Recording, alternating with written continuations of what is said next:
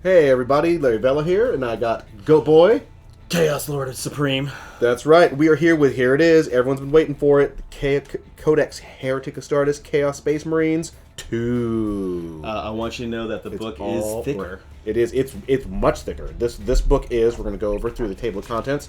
It is a codex, It's like you've seen before. It has pictures, it's in color. Here we go. We have 176 pages. What was the other one? It's like 128, I think. It was or 144. A lot more content. Yeah, in this one. It is noticeably. It's like this is a bigger codex. Yeah, this book feels a lot closer to the Space Marine Codex. Right. There's just a ton of units now, lots of new stuff. Again, here we go. We have all of our amazing art. Everyone's been going gaga over this one. We have the brand new Abaddon. All kinds of. There's the new Dark Apostle. I love how Abaddon has the lovely shaded belt. It's a nice shaded red belt. It's red. It's a nice shade. He's going it's his fashion. I wonder if his boots are red. Remember, your belt's supposed to match your boots. Very 29. We have all the background. Most of this stuff is the same as we've seen. I think there's maybe some more pushing through the.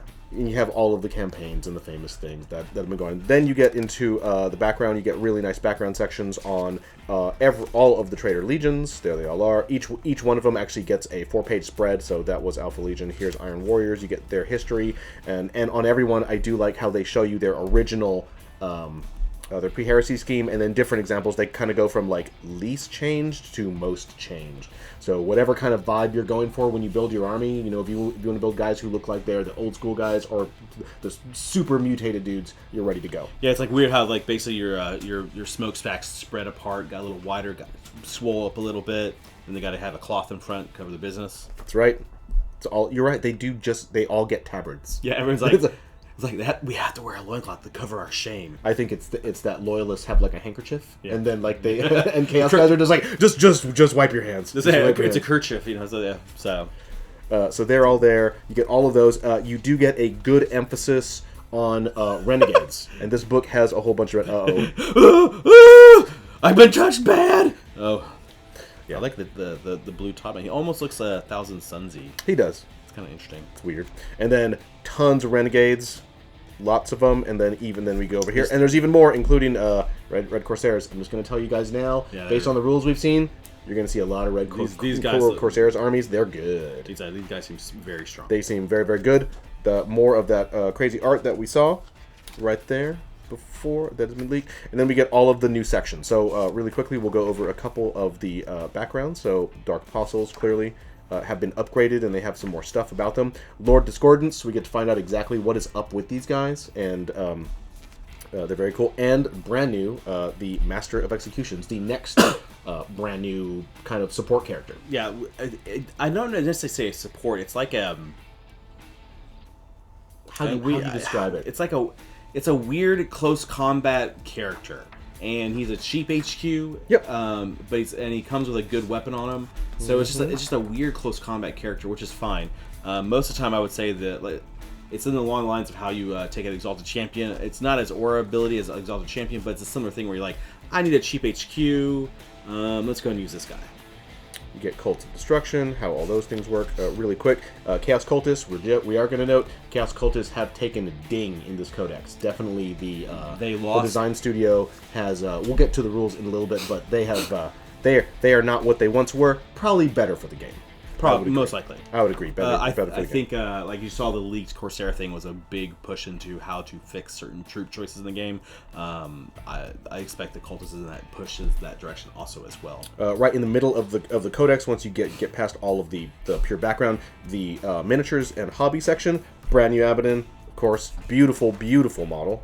Brand new the new Terminators, the new Chaos Space Marines, the new Dark Apostle, there's the new Lord Executioner, and I have to say, he's a very Age of Sigmar kind of a guy. No, that's right. It does. He really feels like a fantasy character who's just kind of been transposed. And that should also tell you that a lot of aspect is like, maybe you take an Age of Sigmar guy and wrap a backpack to, but you know,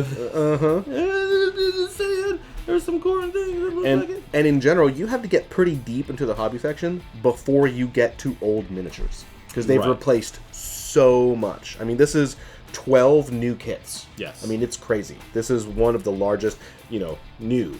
Almost everything in this book Like that the they're thing- highlighting is clearly new. What they missed? Corn Berserkers. But hey, it's all right. It's okay. Give them okay. time. There's Look at this.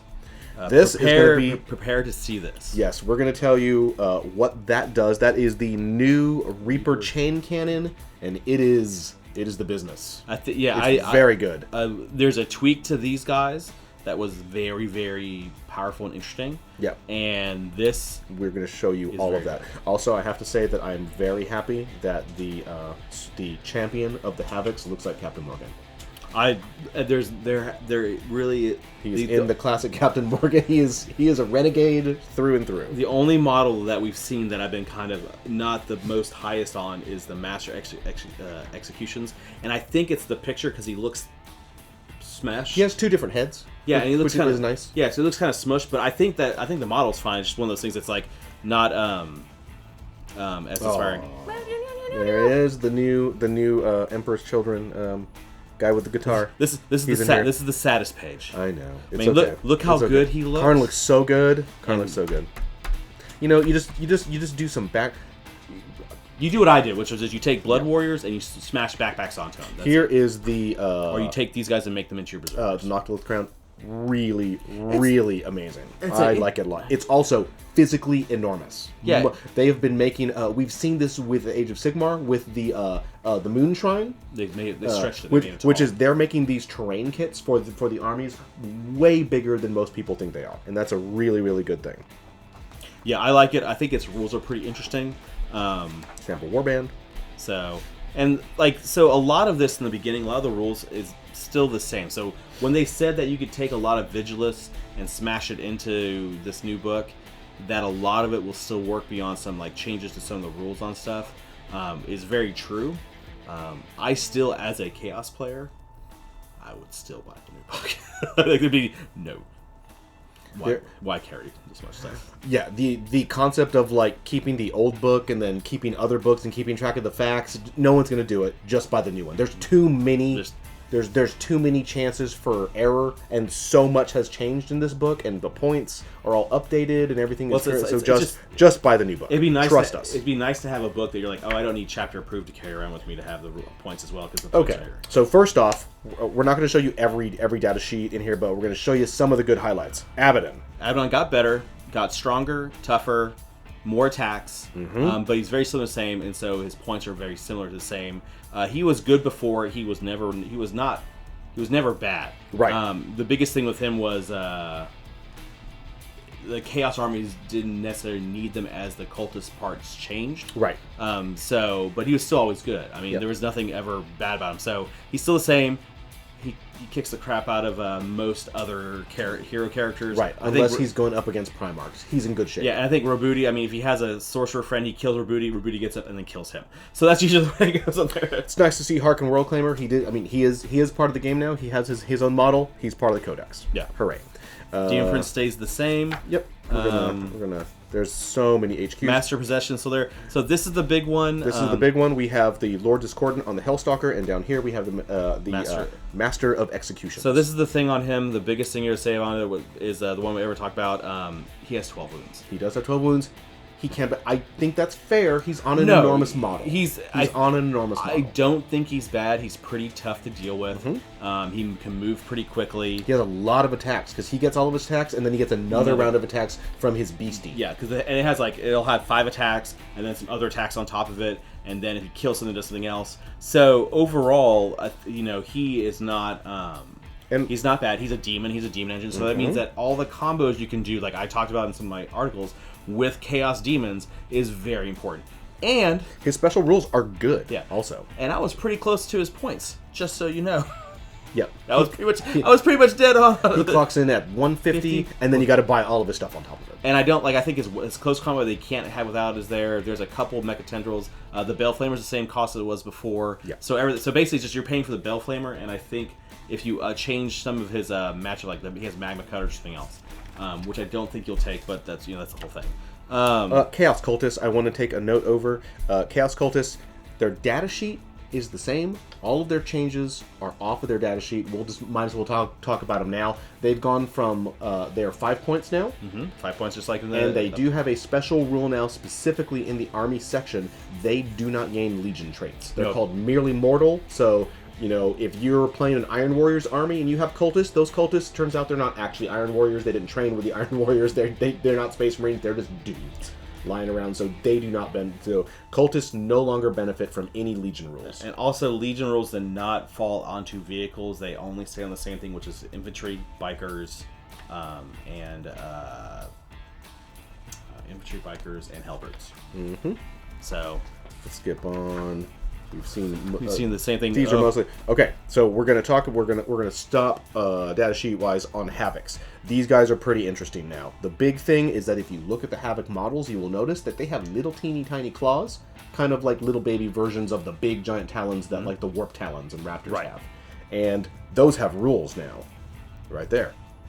So that, Thomas. So basically, they can move and fire heavy weapons without suffering penalty to their hit rolls, which is huge. That is one of the big things that kept people from buying heavy weapon squads. Because I mean, the big thing with this guy is that it's 1 in 4 Havocs. Each Havoc is armed with a heavy bolter or laskin, so they all have it. So the 4 guys, they can move and fire weapons, which is pretty powerful. Like, it's one of those things that we've talked about that would make like heavy bolters better. They can move and fire. There's a new gun on here that is really good to move and fire. We'll show you that gun in a little bit. So the new Obliterators, it's the same new Obliterator. There is something funky in here. I'm wondering if they're going to anti-FAQ or they're going to leave it. I think they're going to leave it. Obliterators did not change their points. Yep, they are the same. 65 points in the book. So they didn't change, and they're substantially better. So do they actually keep 65 points, or do they go to the 115 we got from Shadow Spear? I mean, because Shadow Spear was printed before this, so this is the new book. So got the Venom Crawler. We've seen that before. Good, solid model. Yeah, I think like it. When you start stacking into the Discordant guy and everything else on there, it starts becoming very interesting, and he becomes a very powerful everything else model. All right, we're done with that section. Let's take you to the Armory, because this is where we're going to talk about some cool stuff, and in particular, we're going to show you the big weapon everybody wants to know about. Is they want to know what is up with that new rotary Vulcan cannon that's on the Havoc kit, and what that is right here, the Reaper chain cannon. Reaper chain cannon. It's the new gun. It's 24 inches, heavy 8, strength 5, -1, 1 damage. So a heavy bolter with 24-inch range instead of 36, but 8 shots. So you're going to have a unit with 40 shots coming off of it. If you mark them Slanesh, 32 shots. 32 shots. 32 shots. 4 times 8. Then it's 64 shots with Slanesh. There's some other stuff that can do with some other weird shooting stuff. So overall, like, it's a large amount of shooting that's like a little higher strength than normal and can do some damage on it. Legion traits are the same. Right. There is our big thing that we told you about. Mere mortals, chaos cultists do not gain a Legion trait. So combined with the upping in points, which is a major statistical. You're going to be getting 20% less cultists, and they're not gaining the Legion buff anymore. So they're still good. They're still bargain basement. You're still going to see them, but they're not the insane deal they were. It's before. The question. It makes me wonder also if we're going to see what's called guardsmen go up as well at some point. Just because you're starting to look at what a troop choice should be, what the cost should be, and so you're looking at you really should never be less than 50 for a troop choice. Just because I don't think there's any troop that's not like guardsmen right now that's less than 50. I think Chaos Raiders 65, Demonettes are 60. These guys are 50. Who else? What's that? Brimstone Horrors. They're so cheap. Brimstone Horrors are the cheapest because they're really bad. And then the last thing we're going to show you the prayers. Is the prayers. This is all new. It's a whole new concept, which is it's not psychic powers. It's a whole new set of prayers. This is all keyed off of the Dark Apostle, and he has a whole new set. And then you get, and then there are, if you're marked, you get your specific ones on top of it. These are solid. Yeah, I don't think there's really bad ones. You have the normal prayer. Oh, so like those 2 little guys that hang out with him, you can't shoot them unless they're the closest model to you. So they're not characters, so you can't. So they can sit there, hang around. They can give +1. I don't think there's really a bad one. Like there's one that gives a unit -1 to be hit against. There's another one that basically lets you makes you unit do roll 2 dice for morale. Opponent rolls 2 dice and picks the highest one. So I mean, I think that I mean, it's going to be interesting to see, do you use the is the Dark Apostle or the Master of Possession? Those are kind of like two obvious different routes that you're going to build armies around as your support characters to do kind of cool things. Yeah, I think Supreme Command is going to be the biggest thing on there. So overall, I think these are pretty interesting. I think the actual God marked ones are okay. They do mostly do stuff to make the actual Dark Apostle better, which is okay. I mean, he comes in, he's going to hit pretty hard, he's going to do some damage on it. But overall, I think it's like I said, it's pretty dang interesting. And that is our quick introduction to Codex Chaos Space Marine 2, the 2019 edition. Everyone, thanks for watching. I'm Larry. I'm Goatboy. And thanks for watching, and go visit BoLS. Galaxy will burn.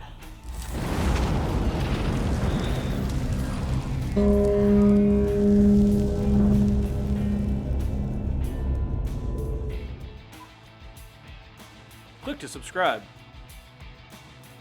Check out more videos.